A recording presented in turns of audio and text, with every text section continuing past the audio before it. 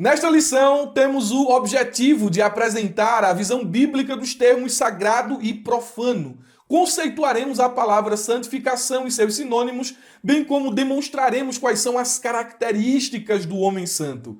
Por fim, faremos uma breve exposição dos 3 estágios da santificação. Vamos juntos aprender a palavra de Deus.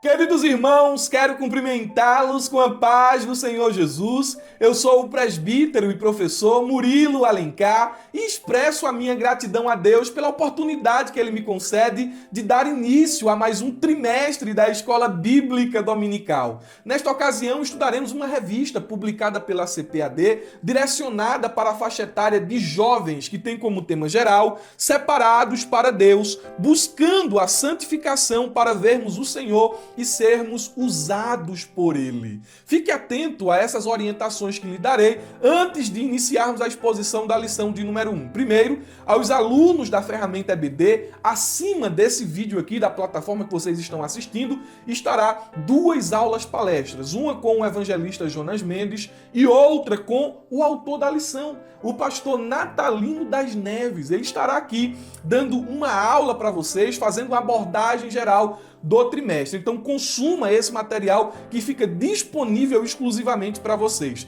Além também do que, nós disponibilizamos um vídeo que está acima deste aqui também, falando sobre o trimestre, orientações pedagógicas, indicações de leituras complementares para aprofundamento sobre o assunto, que é santificação. Então assista a esses vídeos, consuma os materiais exclusivos que disponibilizamos aqui na plataforma da ferramenta para a sua edificação. Aos irmãos que mais tarde nos assistem pelo YouTube, porque esse vídeo é postado primeiro na plataforma da ferramenta EBD. Não passe por esse vídeo aqui no YouTube sem deixar o seu like, sem se inscrever em nosso canal, sem ativar o sininho para receber as notificações e sem interagir conosco nos comentários. E se você quer nos ajudar a continuar publicando esse material gratuito, conheça, assine a ferramenta EBD. Vai ser bênção para você. Mas, irmão Murilo, como é que eu conheço a ferramenta EBD? Onde eu tenho acesso a esse material exclusivo que o senhor fala aí no início dos vídeos? É simples. Aqui embaixo, na descrição desta aula, você vai encontrar um link que vai lhe direcionar para a plataforma da ferramenta EBD. Clica lá, dá uma lida, conhece e assina a plataforma da ferramenta. Eu tenho certeza que será bênção para você.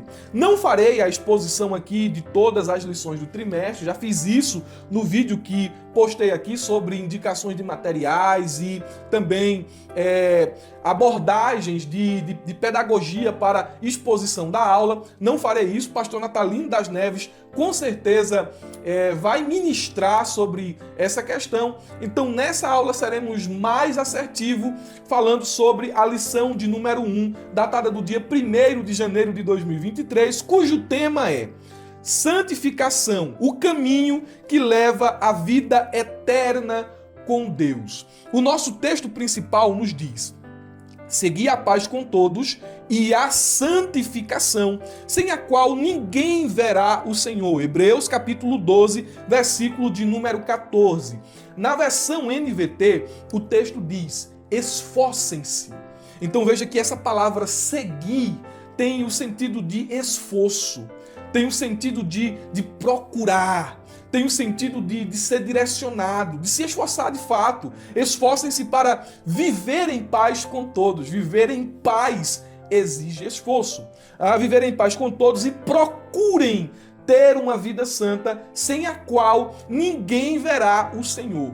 Na paráfrase NTLH, essa mesma passagem está registrada da seguinte maneira: procurem, buscar. Procurem ter paz com todos e se esforcem para viver uma vida completamente dedicada. Veja que ele toma a palavra santa ou uma vida santa como sinônimo de dedicação. É para viver uma vida completamente dedicada ao Senhor, pois sem isso ninguém o verá. Esse versículo, ele está coberto de uma linguagem verotestamentária. Irmão Murilo, o que é que isso significa? Paulo está fazendo uma exortação, ou melhor, o escritor aos Hebreus está fazendo uma exortação aos seus ouvintes, à sua audiência, sobre a responsabilidade de permanecerem firmes na fé e vivendo uma vida de santificação, uma vida de santidade. E, para tanto, ele evoca aqui textos do Antigo Testamento. Essa expressão, seguir a paz, ela é extraída do Salmo 34 e o versículo 14. Dentro do Novo Testamento, o apóstolo Paulo e o apóstolo Pedro, eles trabalham também essa temática. Romanos, capítulo de número 14, versículo 19, nós encontramos ali Paulo usando essa expressão. E 1 de Pedro, capítulo 3, versículo 11, o apóstolo Pedro também trabalha essa temática.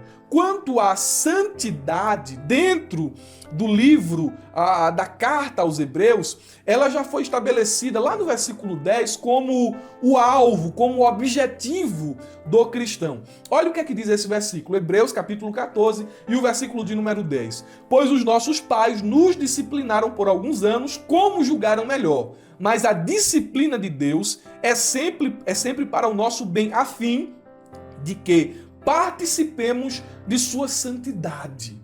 Então, todos os movimentos de Deus, seja sua disciplina, seja sua correção, seja seu encorajamento, seja sua exortação, são para o nosso bem.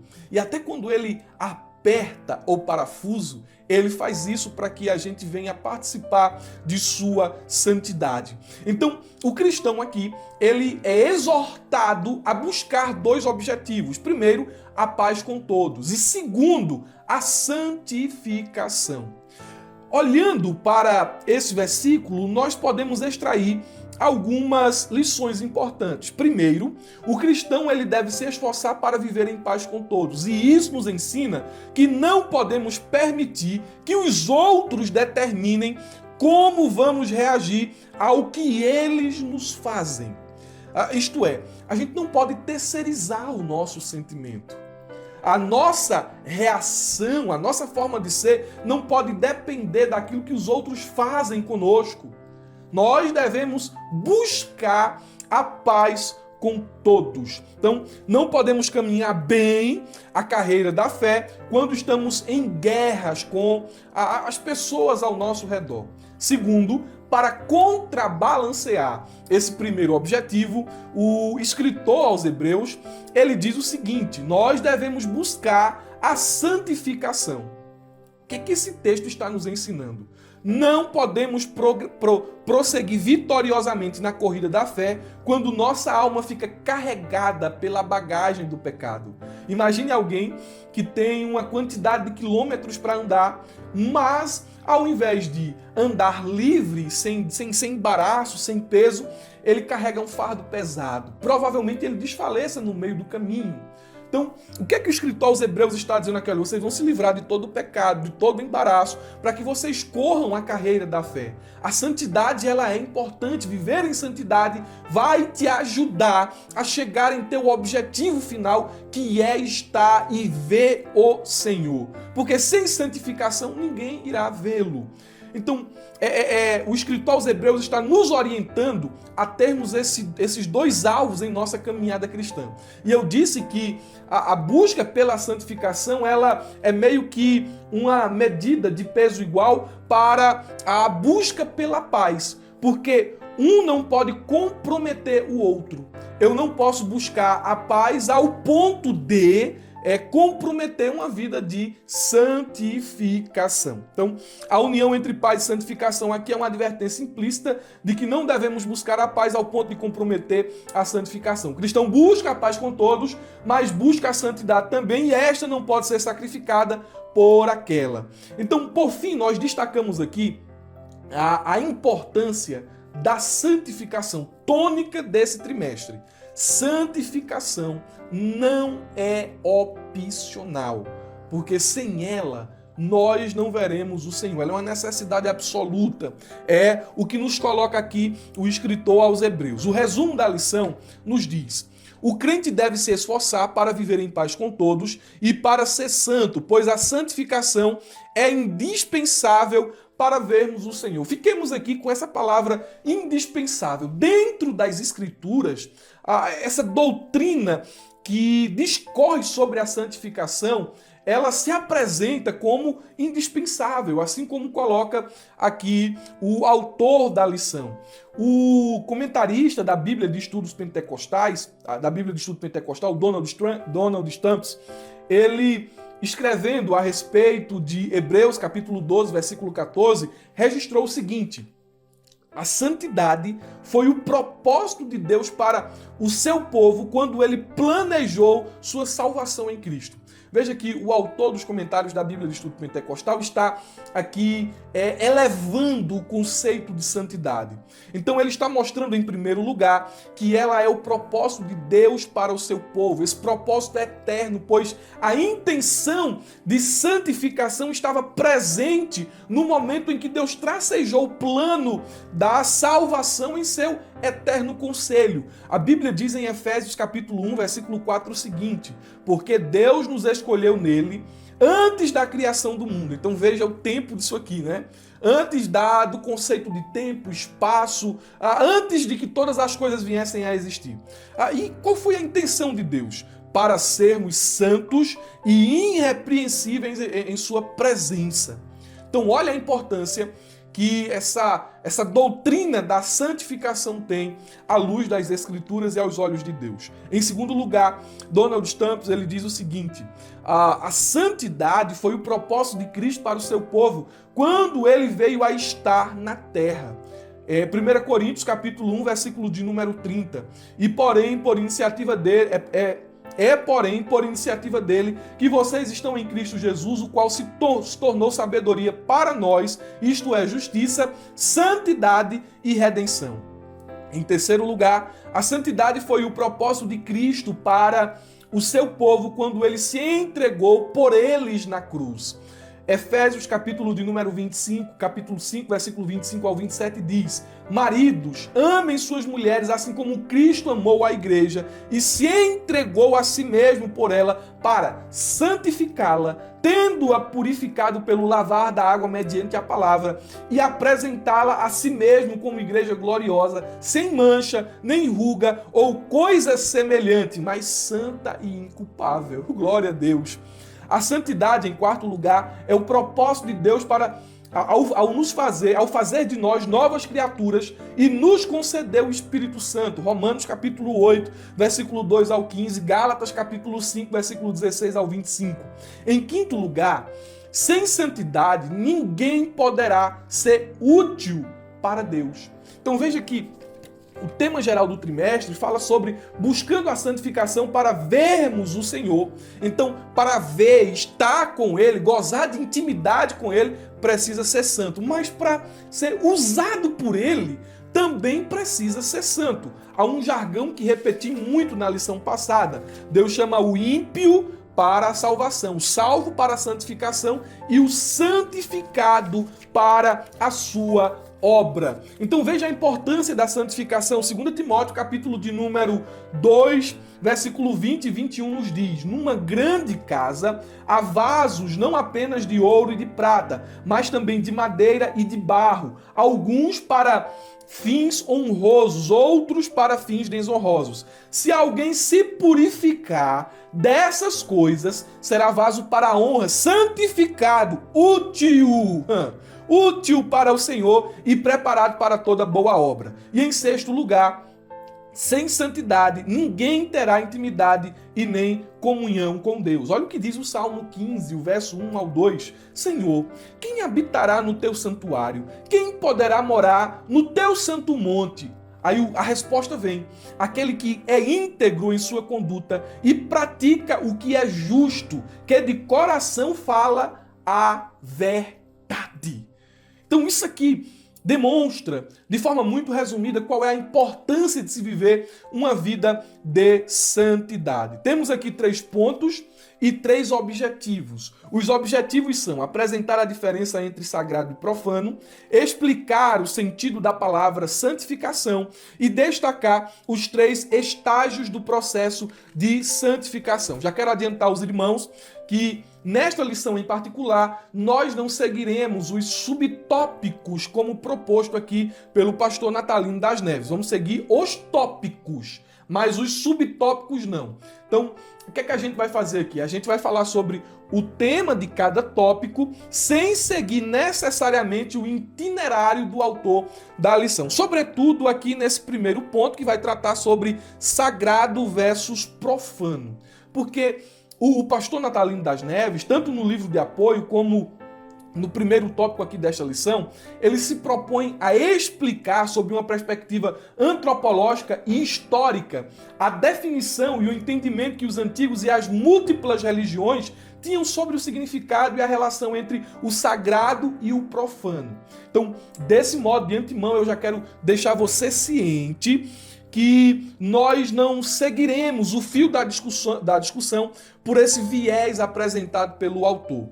Nossa proposta aqui é ser mais conciso, assertivo e também falar sobre esses dois termos aqui sob uma perspectiva bíblica, porque sagrado e profano, dentro das lides da sociologia e da filosofia, é uma discussão muito grande. Então não quero entrar no mérito da questão, tá bom? Até porque não teríamos tempo para expor aqui o pensamento de Durkheim, o pensamento de Marx, o pensamento de Weber, como Roger Scruton, ele contrapõe aqui esses outros autores e por aí vai. Então não vamos aqui tocar nessa questão, ok? Em resumo, nós queremos apenas dizer que os sociólogos seculares, em sua maioria, concluem que sagrado e profano não são coisas antagônicas. Um depende do outro. E eles complementam que a definição desses dois termos vai depender da opinião pessoal do indivíduo, da época e da religião. Ou seja, dentro das lentes, olhando pelas lentes da sociologia e da filosofia, sagrado e profano vai depender de uma circunstância ou de um indivíduo. Ou seja, aquilo que é sagrado dentro do hinduísmo pode ser profano à luz do cristianismo. Aquilo que é profano aos meus olhos pode ser sagrado aos olhos de outra pessoa, de outro indivíduo. Então, eles relativizam a conceituação de sagrado e de profano. O que esperar de escritores, de autores que colocam a religião como um fator social, ou que dizem que a religião é o ópio, a droga do povo? O que esperar desses autores? Então a gente não vai entrar a fundo na discussão desse pensamento, mas vamos nos fazer uma pergunta. O que a Bíblia nos diz sobre esse assunto? Primeiro ponto, sagrado e profano. Qual a visão bíblica apresentada a respeito desses vocábulos? Ezequiel, capítulo de número 44, e o versículo 23 nos diz: "E ao meu povo ensinarão a distinguir entre o santo e o profano, e o farão discernir entre o impuro e o puro." Palavras de Deus através da boca do profeta Ezequiel. Então, nós partimos aqui do princípio de que Deus sabe diferenciar profano e sagrado. Ele faz isso. Ele tinha essa expectativa e esse bom sentimento de que os seus sacerdotes, eles iriam ensinar o povo a distinguir, olha, isso aqui é sagrado, isso aqui é profano, isso aqui é puro, isso aqui é impuro, a fim de que o povo soubesse se portar diante dessas situações. Era uma expectativa de Deus. Então, em primeiro lugar, a expressão sagrado, à luz do texto que li aqui em Ezequiel 44, 23, tem o sentido de algo puro, de algo santo, separado, consagrado. O termo profano pode ser definido como algo impuro e mau que está relacionado ao pecado. A gente precisa ter em mente aqui que Deus ele faz essa diferença. E fazendo Deus essa diferença, o seu povo que tem a sua mente também deve fazer a diferença daquilo que é sagrado e profano, puro e impuro. Em segundo lugar, nas páginas do Novo Testamento, o apóstolo Paulo, ele nos orienta a ter um posicionamento que nos leve a um distanciamento daquilo que é profano e impuro, quando nos diz o seguinte: 2 Coríntios, capítulo de número 6, versículo 14 ao 18. Não se ponham em julgo desigual com o descrente. Pois o que tem em comum a justiça e a maldade? Ou que comunhão pode ter a luz com as trevas? Ou que harmonia há entre Cristo e Belial, ou Cristo e o maligno? Que há de comum entre o crente e o descrente? Que acordo há entre o templo de Deus e os ídolos? Pois somos santuários do Deus vivo, como disse Deus. Habitarei com eles e entre eles andarei, e serei o seu Deus e eles serão o meu povo. Portanto, saiam do meio deles e separem-se, diz o Senhor. Não toquem em coisas impuras guarda isso aqui, não toquem em coisas impuras e eu os receberei e lhes serei pai. E vocês serão meus filhos e minhas filhas, diz o Senhor Todo-Poderoso. Esse texto aqui, ele nos ensina que por causa da intenção de Deus em habitar com o seu povo, não pode existir uma mistura entre santo e profano, entre puro e impuro. Então, o apóstolo Paulo está nos dando orientações a respeito de manter um distanciamento daquilo que é impuro, daquilo que é profano. A Bíblia faz essa distinção. Deus tem essa expectativa de que seu povo também fará essa distinção. Segundo ponto aqui, ou melhor dizendo, segundo subponto desse primeiro tópico, lembrando que não estamos seguindo os subtópicos aqui da revista, eu coloquei o seguinte aqui, uma sociedade que perdeu o discernimento espiritual. Se Deus espera que façamos diferença entre o sagrado e o profano, essa expectativa deve ser verdadeira, deve se cumprir na vida de seus filhos. Agora, o problema é que nós vivemos em um tempo onde as pessoas perderam a capacidade de discernir. As palavras do profeta Isaías descrevem e definem muito bem o tempo em que estamos vivendo. Quando ele diz, ai dos que chamam mal bem, e aos que chamam bem mal, que fazem das trevas luz e da luz trevas, do que do amargo doce e do doce amargo. Isaías 5:20. Nós vivemos nessa época. Pasmem, irmãos. As pessoas hoje estão chamando o mal de bem. O aborto, o adultério, a prostituição, a lascívia, a desonestidade são aplaudidas. As pessoas aplaudem isso. É bonito, é vantajoso. Alguém dizer assim, fiquei com tantas, traí minha esposa com tantos, fiz isso, fui desonesto aqui, o mundo é dos mais espertos, e as pessoas aplaudem isso. Agora, pior que isso, é você chamar o bem de mal. A honestidade, você taxar como algo ruim, você ridicularizar quem é honesto, você desfazer da pessoa que deseja viver em santidade, da pessoa que deseja viver em pureza, é frouxo. Aí, desculpem a expressão, mulherzinha, tá vendo aí? E usam a questão da virgindade hoje dentro das escolas, dentro das instituições federais, estaduais. Meu Deus do céu, isso é cafona à luz desta geração que nós estamos vivendo. Ridicularizam aquilo que Deus chama de bem.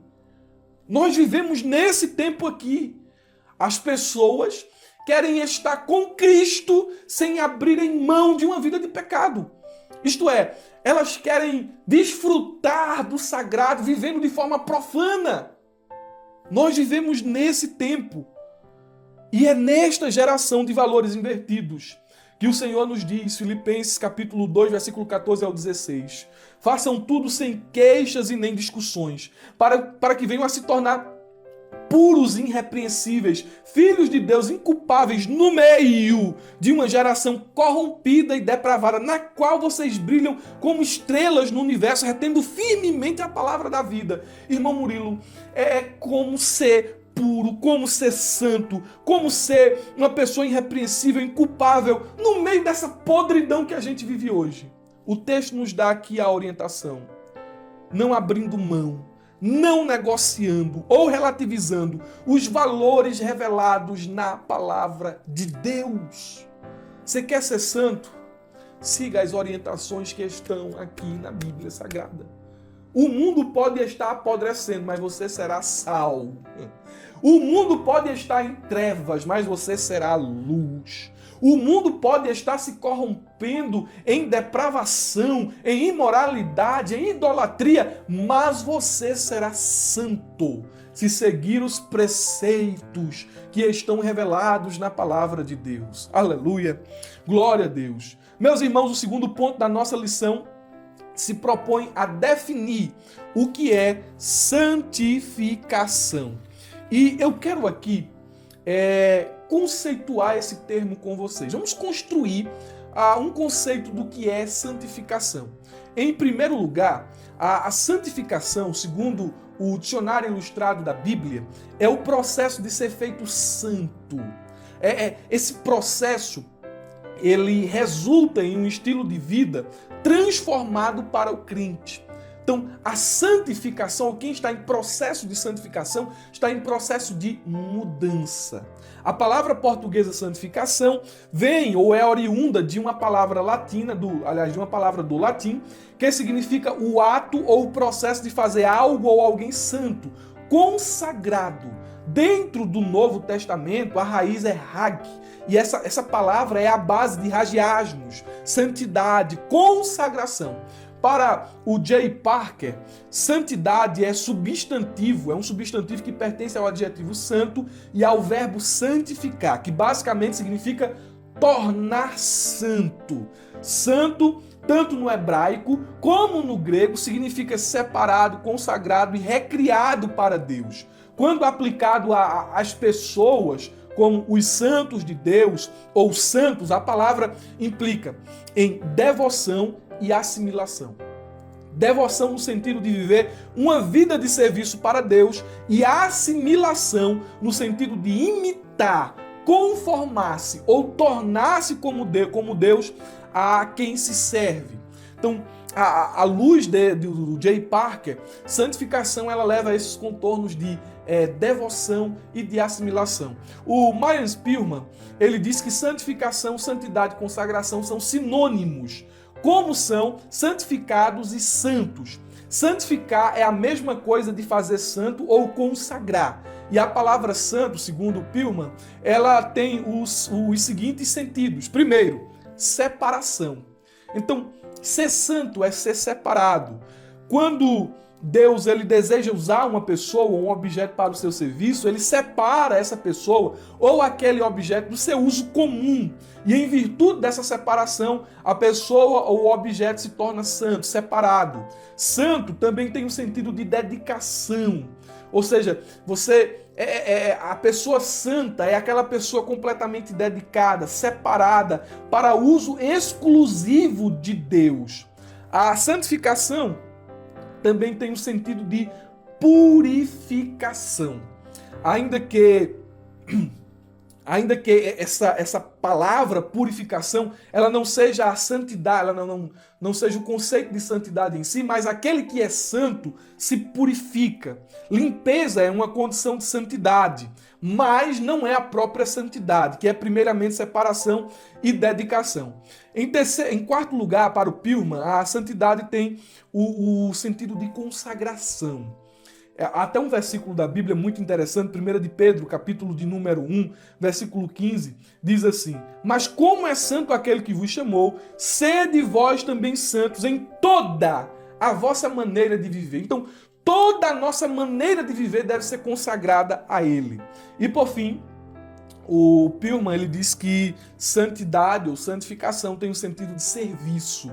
A palavra santo expressa essa relação contratual. Os crentes no Novo Testamento são santos, isto é, um povo consagrado, separado. Pelo sangue da aliança, tornaram-se sacerdócio real, nação santa, povo adquirido por Deus para oferecer sacrifícios espirituais agradáveis a Deus por Jesus Cristo. Então, o povo santo serve a um Deus santo por meio de sacrifícios de louvor, conforme Hebreus 3, 13 e 15, e se dedica a Deus como sacrifício vivo sobre o seu altar. Romanos capítulo 12, versículo de número 1. A gente fez aqui uma conceituação do que é ser santo. Aí alguém pode dizer assim, tá bom, muito conceito, mas na prática, assim, uma coisa mais prática, quais são as características da pessoa santa? A gente define, às vezes a definição deixa alguma corda solta, mas olha como isso aqui é importante. Guarda isso aqui, esse momento da aula. Em seu livro Santidade, lançado em 1879, ainda largamente vendido, o bispo anglicano John Charles Hyde desenvolve, em termos simples e bíblicos, uma lista clássica de 12 pontos nos quais esboça o quadro de uma pessoa santa. E sua descrição diz o seguinte, presta atenção porque acredito que esse seja o momento mais importante da aula, mais importante. Vê só, em primeiro lugar, santidade, presta atenção, olha como isso aqui é profundo. Santidade é o hábito de ser de uma somente com Deus, de acordo com o que as Escrituras descrevem como sendo a mente dele.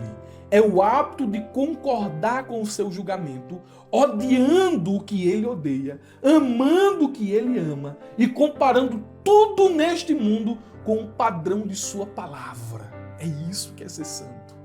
Em segundo lugar, ele diz, o homem santo se esforçará para evitar cada pecado conhecido e guardar cada mandamento revelado. A inclinação de sua mente será decisivamente direcionada para Deus. O desejo do seu coração será o de fazer a vontade do Pai. Ele temerá mais a desaprovação divina do que a do mundo e terá o mesmo sentimento que Paulo teve quando disse, porque no tocante ao homem interior, tenho prazer na lei de Deus. Isso aqui é os desdobramentos do homem que é santo, consagrado, separado para o serviço de Deus. Em terceiro lugar, um homem santo se esforçará por ser como o Senhor Jesus Cristo. Ele não somente viverá uma vida de fé nele e dele receberá paz e força para viver o dia a dia, mas também trabalhará para ter a mente de Cristo e ser conforme a sua imagem, Romanos 8:29. Ele guardará no coração as palavras de João. Aquele que diz que permanece nele deve também andar como ele andou.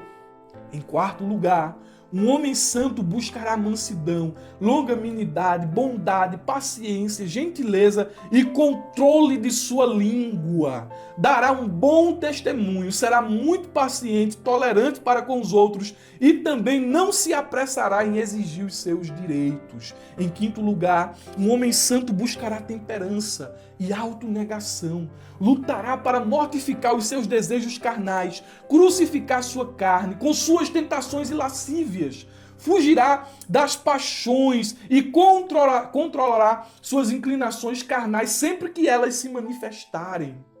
Tenham cuidado. Não deixem seu coração se entorpecer com farras e bebedeiras, nem com as preocupações desta vida. É o que diz o evangelista Lucas, capítulo 21, versículo 34. Em sexto lugar, o homem santo buscará praticar o amor e a fraternidade. Ele se esforçará por fazer para os outros o que gostaria que os outros fizessem para ele e falará dos outros o que gostaria que os outros falassem dele. Abominará toda mentira, difamação, maledicência, engano, desonestidade, injustiça, mesmo nas pequenas coisas. Em sétimo lugar, um homem santo buscará misericórdia e bondade no trato com os outros. Será como Dorcas, notável pelas boas obras e esmolas que fazia. Dorcas não somente falou a respeito de boas obras, mas se propôs a praticá-las. Então, um homem santo é um homem de ação e não só um homem de palavras. Em oitavo lugar, um homem santo buscará pureza de coração. Temerá toda a corrupção e impureza de espírito e tentará evitar todas as coisas que podem levá-lo a se contaminar. Ele sabe que seu coração facilmente se inflama e tentará cuidadosamente evitar a brasa da tentação. Em nono lugar, um homem santo buscará o temor de Deus. Não me refiro ao temor de um escravo que somente trabalha para evitar a punição que receberá caso seja descoberto sem fazer nada. Ao contrário, penso no temor de alguém que ama muito o seu Senhor e não quer entristecê-lo e nem desagradá-lo. Em décimo lugar, um homem santo buscará fidelidade em todos os seus deveres e relacionamentos. Em 11º lugar, o homem santo buscará humildade, desejará em sua mente simples e caridosa ter os outros em mais alta estima do que a si mesmo. Também perceberá mais o mal que existe em seu coração do que em qualquer outro neste mundo. E por fim, um homem santo encherá sua mente com coisas espirituais, tentará se concentrar inteiramente nas coisas do alto, não se apegando às coisas deste mundo. Ele buscará viver como alguém cujos tesouros estão nos céus e cuja permanência nesta vida é vista apenas como a de um peregrino que viaja para casa. Sua maior fonte de prazer está na comunhão com Deus por meio da oração, da leitura da palavra e da reunião do seu povo. Ele dará valor a cada coisa, lugar e relacionamento, uma vez que esses fatores o trazem para mais perto de Deus. Não existe, ou não li, uma definição de santidade melhor do que essa. Para mim, o John Charles Harry ele foi uma pessoa que teve um êxito quase que sobrenatural em sua definição de santidade. Isso aqui é santidade, meus irmãos.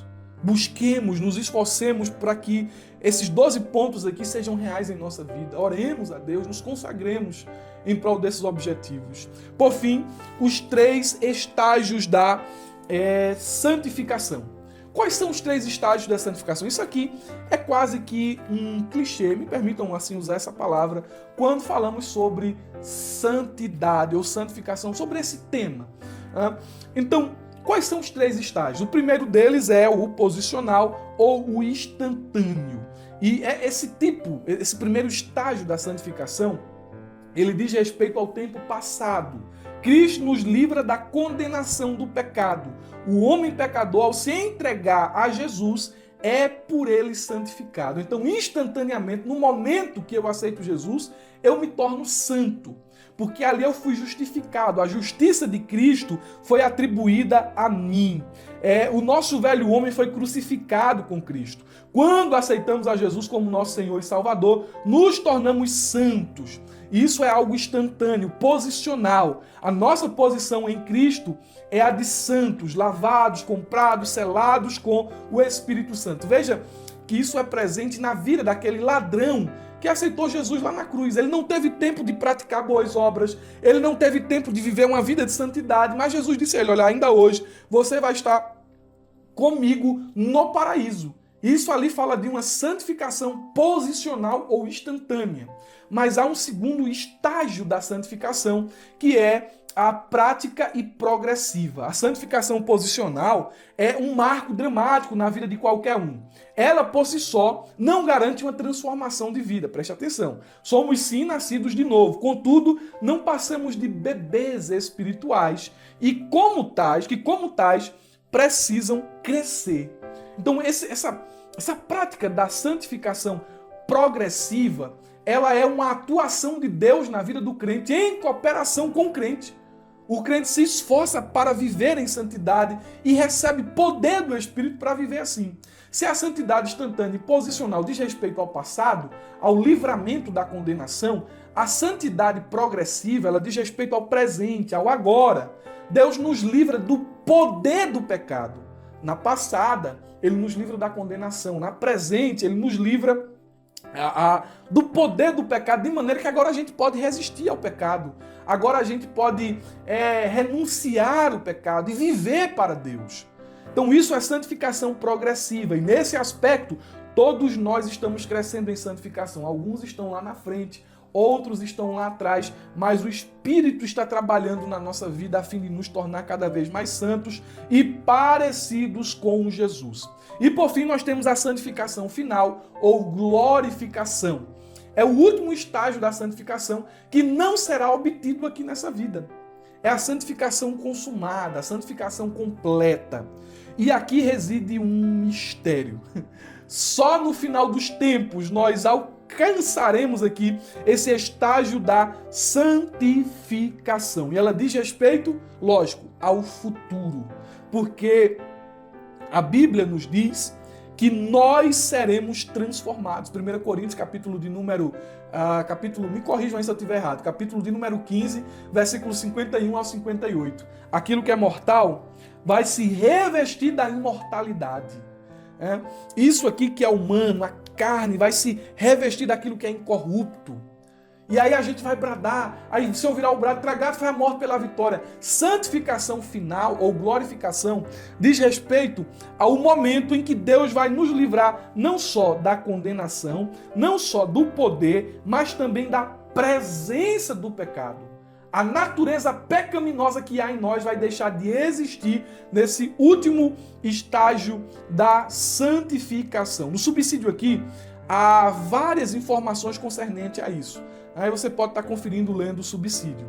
Então, meus irmãos, eu quero finalizar a primeira aula desta lição. Espero em Deus ter lhe ajudado. Se essa aula foi bênção, coloque aí nos comentários, compartilha com a gente, tira uma foto aí do celular, do tablet, do notebook, da televisão, se estiver assistindo, marque-nos lá no Instagram, @MuriloAlencar, @Abrajaula, e vamos estar repostando a sua postagem. Faz isso para a gente saber que você está nos acompanhando. Então, a minha oração durante esse trimestre é que o Espírito Santo nos capacite a vivermos vitoriosamente, resistindo o nosso adversário e não caindo nas tentações da carne, mas vivendo uma vida em santidade, uma vida de santidade para a glória de Deus. Amém? Tenha um ótimo final de semana, uma ótima aula de escola bíblica dominical. Deixo aqui o meu desejo, deixo aqui, expresso aqui a você, revelo aqui a você o meu sentimento de um feliz e próspero 2023. E não se esqueça,